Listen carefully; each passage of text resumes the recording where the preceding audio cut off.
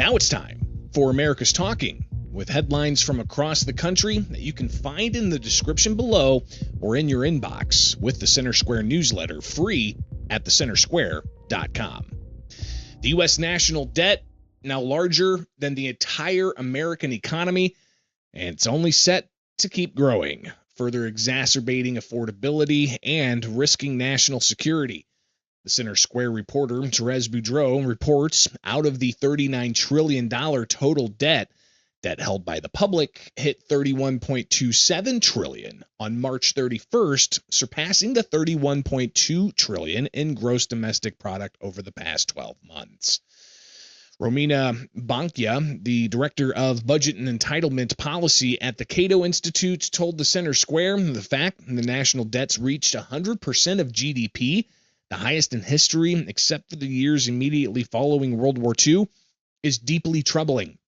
Social Security and Medicaid spending alone make up more than 30% of federal outlays in fiscal year 2025, and that spending is projected to continuously increase in the near future. And while some U.S. lawmakers in Congress have expressed concern over the unprecedented debt increase, there's little to no action on substantive reductions in federal spending. Yet if Congress doesn't rein in deficits quickly, current and future generations of American taxpayers, they're going to feel the economic brunt of rising interest costs to service that debt.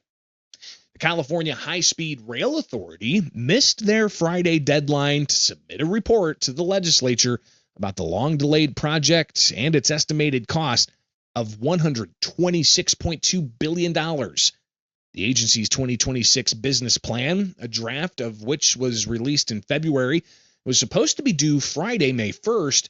A spokesperson with the High-Speed Rail Authority wrote in an email to the Center Square Friday that the anticipated revised timeline for adoption of that business plan will be at their June 1st meeting, and then they'll transmit it the same day to the state legislature. Among other pieces of required information under a law passed in 2025, the High-Speed Rail Authority is supposed to include information in its final business plan that addresses gaps in funding for the Merced-to-Bakersfield segments of the high-speed rail. The authority is also supposed to address how the agency plans to acquire the money to pay for the segment that would span the middle of California's agricultural heartland. More than 1 million active, inactive, and retired North Carolina public employees in state retirement systems could get a pension benefit improvement, such as a cost of living increase or a one-time supplement. The Board of Trustees for the North Carolina retirement systems voted for the change that takes effect in 2027 and runs through 2032. The board's authorized to recommend a permanent cost of living adjustment or one-time payment if the gain on investments over 5 years exceeds the cost of providing the benefit improvement. The Center Square managing editor, Alan Wooten, reports legislative approvals required for enacting COLAs or other increases.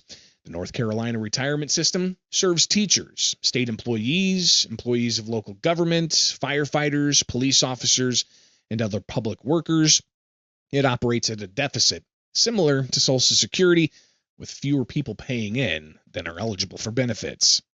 And a newly introduced measure at the Illinois State House aims at expanding ballistic imaging technology and is drawing criticism from gun rights advocates who question both its effectiveness and intent behind the bill. House Bill 5750 from Democratic State Representative Rita Mayfield, it would create a grant program to expand ballistic detection and imaging systems through a partnership between Illinois State Police and the Illinois Association of Chiefs of Police. Supporters say, and it could help link shell casings to firearms. But Gun Save Life Executive Director John Bach argues the proposal is driven more by financial motives than public safety. Bach telling the Center Square similar proposals have been introduced repeatedly over the past decade and a half, tied to patented ammunition marking technology that would imprint serial numbers onto bullets and casings. Gun owners continue to watch the Illinois legislature closely for this and other gun control measures in the final weeks of session. And that's just some of what America is talking about. Get these and other headlines at thecentersquare.com.